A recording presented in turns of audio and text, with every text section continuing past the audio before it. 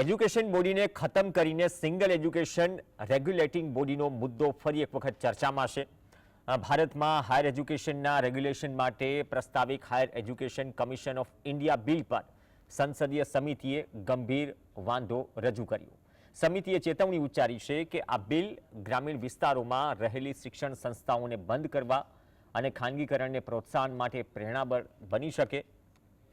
રાજ્યસભાના સાંસદ દિગ્વિજયસિંહની અધ્યક્ષતાવાળી સંસદીય સમિતિએ સરકારને સલાહ આપી કે યુનિફાઈડ રેગ્યુલેશનના બદલે સરળ અને પ્રભાવી રેગ્યુલેશન સ્ટ્રક્ચરને અપનાવવામાં આવે, જેથી રાજ્ય સરકારને પણ ઉચિત પ્રતિનિધિત્વ મળી રહે અને કેન્દ્રીયકરણ ન થાય। સમિતિનું કહેવું છે કે રાજ્યની યુનિવર્સિટીઓમાં 90%થી વધુ વિદ્યાર્થીઓ અભ્યાસ કરે છે, તો પહેલાથી જ રાષ્ટ્રીય અને રાજ્ય સ્તરીય નિયામક એકમોમાં નિયમોના કારણે દુવિધામાં છે। HECLને વર્તમાન સ્વરૂપમાં લાગુ કરવામાં આવે તો આ સમયે વધુ ગંભીર બની શકે। સંસદીય સમિતિને પોતાના રિપોર્ટમાં ભલામણ કરાઈ છે કે higher education commission of India અંતર્ગત એક સંતુલિત માળખું તૈયાર કરવામાં આવે કે જેમાં રાજ્યોને યોગ્ય પ્રતિનિધિત્વ આપવામાં આવે અને વધુ પડતા કેન્દ્રીયકરણથી બચવામાં આવે। We all know that the UGC is trying to take over.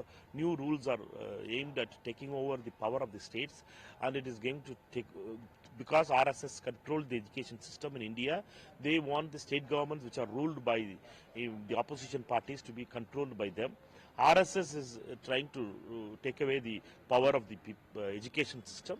Therefore, the chief ministers, seven education ministers, Kerala, Tamil Nadu, Karnataka, Telangana, and Jammu and Kashmir and Punjab, all of the chief ministers come together and they had expressed the thing that we should not allow these things to happen.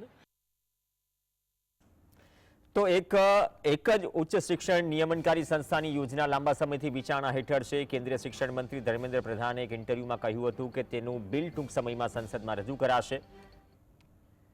આ bill UGC, AICT અને એનસીટીઈનું સ્થાન લેશે અને એક જ નિયમનકારી board તરીકે કામ કરશે। જો કે આ બિલ મેડિકલ અને લો કોલેજને લાગુ નહીં પડે। હાયર એજ્યુકેશન કાઉન્સિલ ફોર ઇન્ડિયાનો વિચાર નવો નથી। 2018માં પણ યુજીસીના કાયદાને નાબૂદ કરવા અને HECL લાગુ કરવા માટેનું ડ્રાફ્ટ બિલ જાહેર પરામર્શ માટે બહાર પાડવામાં આવ્યું હતું, જે પછી 2021માં કેન્દ્રીય શિક્ષણ મંત્રી ધર્મેન્દ્ર પ્રધાનના નેતૃત્વમાં તેના પર નવેસરથી કામ શરૂ કરવામાં આવ્યું। રાષ્ટ્રીય શિક્ષણ નીતિ 2020 અંતર્ગત પ્રાસ્તાવિક આ નવું કમિશન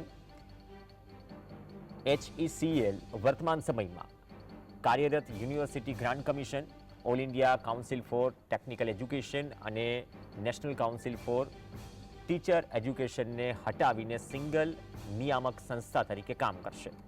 રિપોર્ટ્સ મુજબ HECL પાસે ઉચ્ચ શિક્ષણ સંસ્થા દ્વારા ડિગ્રી આપવા અથવા તો તેમને બંધ કરવાની મંજૂરી આપવાની સત્તા હશે। તેનાથી રાજ્ય સરકારોનું નિયંત્રણ છીનવાઈ જશે, જેના કારણે ગ્રામીણ વિસ્તારોમાં જાહેર સંસ્થાઓની સંખ્યા ઘટી શકે છે। ખાનગી યુનિવર્સિટીઓ અને કોલેજોને આનો સીધો ફાયદો થશે, જેના થકી શિક્ષણ ક્ષેત્રમાં ખાનગીકરણ જે હાલ ધૂમ ચાલી રહ્યું છે તેને વધારે પ્રોત્સાહન મળી શકે।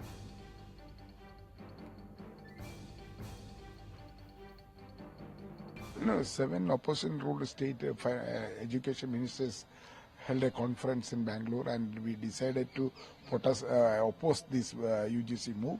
So the entire opposition is united against this UGC's decision. So better government has to withdraw this UGC's decision. It's